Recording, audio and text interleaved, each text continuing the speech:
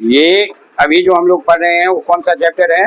Congruency of triangle. इसका example number 12, example number 12 में कह रहा है triangle ABC is an isosceles triangle with AB equal to AC।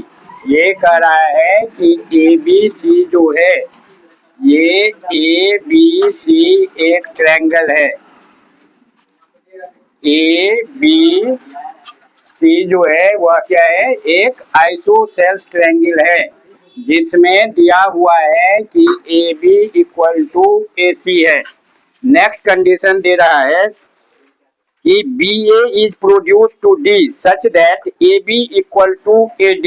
ये BA लाइन जो है इसको सीधा में प्रोड्यूस किया है कहाँ तक? D तक, इस तरह से कि AB इक्वल टू AD हो जाए। AB इक्वल टू AD ये जो है वो प्रोड्यूस्ड हुआ है, प्रोड्यूस्ड है। AB equal to AC, AD equal to AB। अब देखो यहाँ पर में AB इक्वल टू AD पहले दिया हुआ है कि ये आइसोसेल्स ट्रायंगल है, तो इसमें AB इक्वल टू AC है, ये दिया हुआ है किताब में। और फिर कह रहा है क्वेश्चन कि BA जो है वो D तक प्रोड्यूस किया गया है, इस तरह से कि ये AD जो है वह AB के इक्वल है। जितना बड़ा AB है उतना ही बड़ा इसको D तक प्रोड्यूस कर दिया गया है। तो इससे क्या हुआ? ये AD जो है वह AB के बराबर है और AB जो है वह AC के बराबर है। दैट मीन्स AC और AD जो होगा वो क्या होगा? आपस में इक्वल हो जाएगा। अब इसको कह रहा है तुमको कि यहाँ इसको जोड़ दिए, सीख से इसको मिला दिए, और क्वेश्चन हमको प्रूव करने के लिए कह रहा है to prove angle BCD equal to 90 degree. Angle BCD equal to 90 degree और राइट एंगल।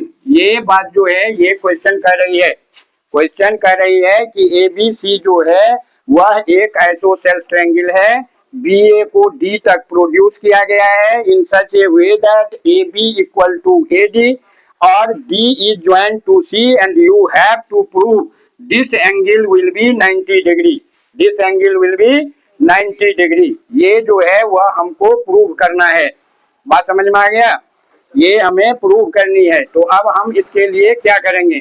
इसके लिए हमको क्या करना चाहिए? जो ये हो जाए तो यहाँ पर में हम प्रूफ लिखेंगे और यहाँ हम क्या करेंगे? पहले इन ट्रायंगल ABC लेंगे।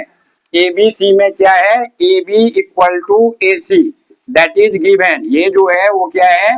दिया हुआ है। AB इक्वल टू AC जो है वह क्वेश्चन कर रही है कि ये क्वेश्चन में ये बात दिया हुआ है क्योंकि ये आइसोसेल्स ट्रायंगल है।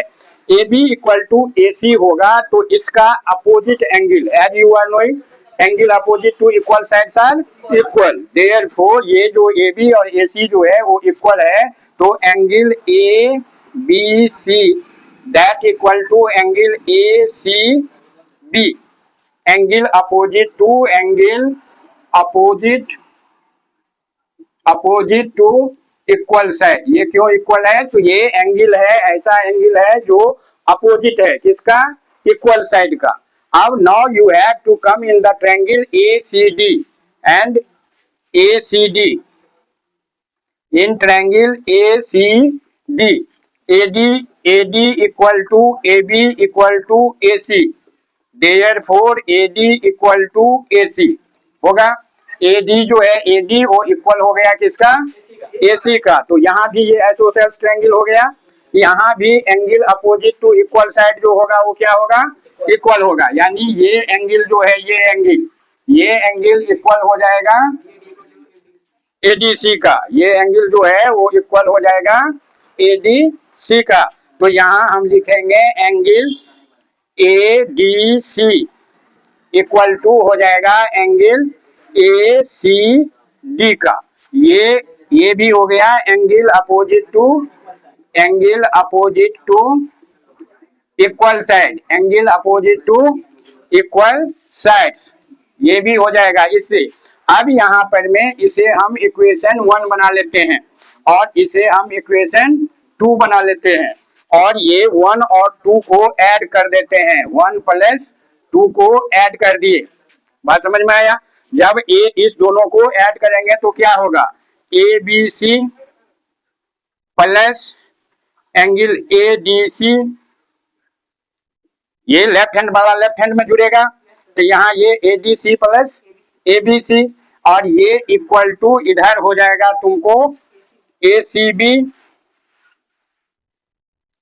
और plus A C D, A C D, ये A B C plus A D C, A B C plus A B C, ये एंगल हो गया, ए डी सी ये एंगल हो गया।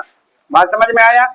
और यहाँ पर ए सी बी इधर वाला एंगल है इतना, और ए सी डी इधर वाला एंगल है, तो ये दोनों मिल करके ये पूरा हो जाएगा, ये दोनों मिल करके ये पूरा बना लेगा, यानी एंगल क्या हो जाएगा, ये बी सी डी। यहाँ लिख देंगे angle A B C plus angle A D C equal to angle B C D.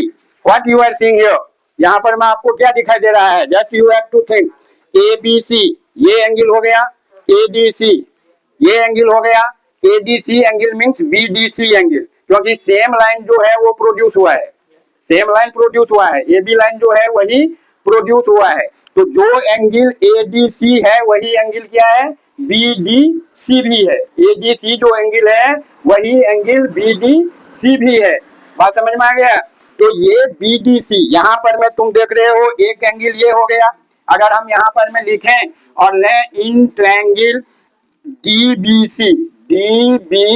सी, तो ये in triangle D B C में अगर आप देखते हैं तो यहाँ पर में आप क्या देख रहे हैं कि ये एंगल डी बी सी जो ए बी सी है, जो एंगल ए बी सी है उस एंगल का नाम डी बी सी भी हो सकता है कि नहीं, तो ये डी बी सी और प्लस एंगल हो गया बी डी सी, ये इक्वल किसके बराबर हो गया है, बी सी डी का, ये किसके बराबर है, बी सी डी का। अब यहाँ पर मैं इस ट्रायंगल बी डी सी को लेते हैं, बी डी सी में तुम क्या देख रहे हो, दो एंगल का सम जो है वो तीसरे के बराबर है, sum of two angles is just equal to the third angle. ये किस में होता है, ये किस में हो सकता है, दो एंगल का सम तीसरे एंगल के बराबर हो तो वो निश्चित रूप से राइट एंगल में ही होगा, राइट एंगल में ही दो ठो एंगल का सम, दो ठो एक्यूट एंगल रहता है, एक राइट एंगल होता है, तो वो एक्यूट एंगल को अगर हम जोड़ेंगे तो रिजल्ट जो मिलेगा वो हमको क्या मिलेगा, राइट एंगल यानी 90 डिग्री। तो इस तरह यहाँ पर मैं sum of two angle is sum of two angle equal to third angle, it is only in right angle triangle, therefore angle BCD ये इक्वल टू क्या हो जाएगा, 90 डिग्री। ओके।